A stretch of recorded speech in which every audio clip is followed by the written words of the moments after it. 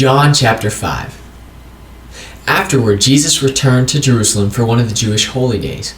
Inside the city, near the sheep gate, was the pool of Bethesda, with 5 covered porches. Crowds of sick people, blind, lame, or paralyzed, lay on the porches. One of the men lying there had been sick for 38 years. When Jesus saw him and knew he had been ill for a long time, he asked him, "Would you like to get well?"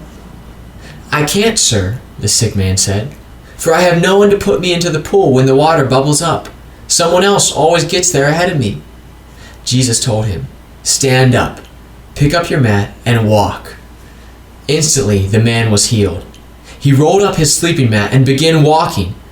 But this miracle happened on the Sabbath, so the Jewish leaders objected. They said to the man who was cured, "You can't work on the Sabbath. The law doesn't allow you to carry that sleeping mat." But he replied, "The man who healed me told me, 'Pick up your mat and walk.'" "Who said such a thing as that?" they demanded. The man didn't know, for Jesus had disappeared into the crowd. But afterward, Jesus found him in the temple and told him, "Now you are well, so stop sinning, or something even worse may happen to you." Then the man went and told the Jewish leaders that it was Jesus who had healed him. So the Jewish leaders began harassing Jesus for breaking the Sabbath rules. But Jesus replied, "My Father is always working, and so am I." So the Jewish leaders tried all the harder to find a way to kill him. For he not only broke the Sabbath, he called God his Father, thereby making himself equal with God. So Jesus explained, "I tell you the truth, the Son can do nothing by himself. He does only what he sees the Father doing. Whatever the Father does, the Son also does. For the Father loves the Son and shows him everything he is doing. In fact, the Father will show him how to do even greater works than healing this man. Then you will truly be astonished.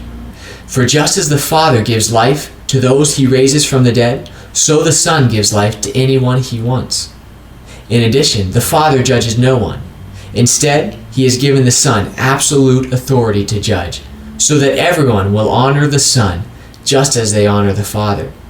Anyone who does not honor the Son is certainly not honoring the Father who sent him.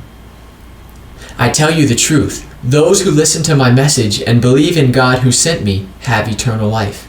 They will never be condemned for their sins, but they have already passed from death into life. And I assure you that the time is coming, indeed it's here now, when the dead will hear my voice, the voice of the Son of God, and those who listen will live. The Father has life in himself, and he has granted that same life-giving power to his Son. And he has given him authority to judge everyone because he is the Son of Man. Don't be so surprised. Indeed, the time is coming when all the dead in their graves will hear the voice of God's Son, and they will rise again. Those who have done good will rise to experience eternal life, and those who have continued in evil will rise to experience judgment. I can do nothing on my own. I judge as God tells me. Therefore my judgment is just, because I carry out the will of the one who sent me, not my own will. If I were to testify on my own behalf, my testimony would not be valid. But someone else is also testifying about me, and I assure you that everything he says about me is true. In fact, you sent investigators to listen to John the Baptist, and his testimony about me was true. Of course, I have no need of human witnesses, but I say these things so you might be saved. John was like a burning and shining lamp, and you were excited for a while about his message. But I have a greater witness than John, my teachings and my miracles. The Father gave me these works to accomplish, and they prove that he sent me. And the Father who sent me has testified about me himself. You have never heard his voice or seen him face to face, and you do not have his message in your hearts, because you do not believe me, the one he sent to you. You search the Scriptures because you think they give you eternal life, but the Scriptures point to me. Yet you refuse to come to me to receive this life. Your approval means nothing to me, because I know you don't have God's love within you. For I have come to you in my Father's name, and you have rejected me. Yet if others come in their own name, you gladly welcome them. No wonder you can't believe, for you gladly honor each other, but you don't care about the honor that comes from the one who alone is God. Yet it isn't I who will accuse you before the Father. Moses will accuse you. Yes, Moses, in whom you put your hopes. If you really believed Moses, you would believe me, because he wrote about me.